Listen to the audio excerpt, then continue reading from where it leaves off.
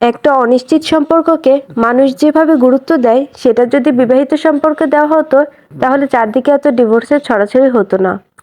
খেয়াল করে দেখবেন প্রেমিক যুগলদের প্রায় দেখা যায় রেস্টুরেন্টে, পার্কে, কিন্তু স্বামী স্ত্রী খুব কম পাবেন। এটা অপ্রিয় হলেও সত্য।